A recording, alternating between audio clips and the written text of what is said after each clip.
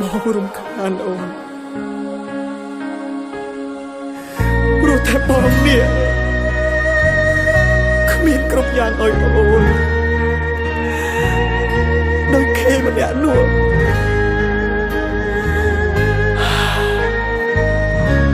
អូនទៅចោលបានដឹងច្បាស់វល់លាក់ផ្លាំងមានថ្មីហើយហេតុដេចឡើយចិត្តអើយនៅនឹកដល់នាងត្បិតយើងធ្លាប់ជាសង្សារនឹងគ្នាមែនតែពេលនេះបានបដូរផ្លាំងអង្ទៅហើយព្រួងអូនសម្រេចចិត្តជ្រើងរូបគេបងគ្មានទៀតទេនៅក្នុងបេះដូងបងក៏តាមចិត្តអូនទាំងធ្លាយទ្រូងឲ្យតែស្ងួនអូនពិតជាបានក្តីសុខ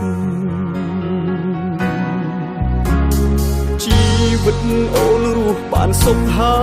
យតែកុំឲ្យដឹងឲ្យថាអូនទឹកភ្នែកបើប្រុសនោះធ្វើបាបចិត្តវងជប់ចាប់ពុនពេកបងនឹងគេច្បាស់ជាមានរឿងធំអូជីវិតបងអូនកុំខ្វល់ឡើយសុខតែត្រានត្រោយអូនរស់បានសុខទៅ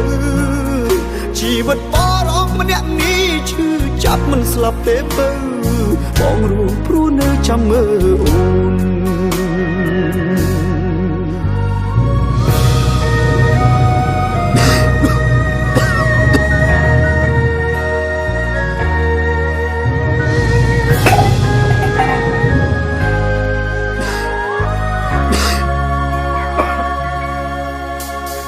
ដឹងច្បាស់វល់លាក់ផ្លាំងមានថ្មីហើយហេតុដេចឡើយចិត្តអើយនៅនឹកដល់នាងត្បិតយើងធ្លាប់ជាសង្សារនឹងគ្នាមែនតែពេលនេះបានបដូរផ្លាំងអង្ទៅហើយព្រួងអូនសម្រេចចិត្តជ្រើងរូបគេបងគ្មានទៀតទេនៅក្នុងបេះដូងបងក៏តាមចិត្តអូនទាំងធ្លាយទ្រូងឲ្យតែស្ងួនអូនពិតជាបានក្តីសុខជីវិតអូនរស់បានសុខហើយតែកុំឲ្យដឹងឲ្យថាអូនទឹកភ្នែកបើប្រុសនោះធ្វើបាបចិត្តវងជប់ចាប់ពុនពេកបងនឹងគេច្បាស់ជាមានរឿងធំអូជីវិតបងអូនកុំខ្វល់ឡើយសុខតែត្រានត្រោយអូនរស់បានសុខទៅជីវិតបរោះម្នាក់នេះឈឺចាប់មិនស្លាប់ទេបើបងរស់ព្រោះនៅចាំមើលអូនជីវិតអូនរស់បានសុខហើយតែកុំឲ្យដឹងឲ្យថាអូនទឹកណែ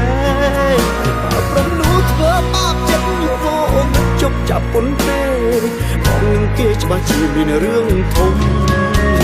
អូជីវិតបងអូនកុំខ្វល់ឡើយសូមតែត្រានត្រោយអូនរស់បានសុខទៅជីវិតបរោះម្នាក់នេះឈឺចាប់មិនស្លាប់ទេបើបងរស់ព្រោះនៅចាំមើលអូនបើគេធ្វើឲ្យឈឺចាប់ប្រញាប់ប្រាប់បងណាស្ងួនបងរងចាំអូនរៀងរង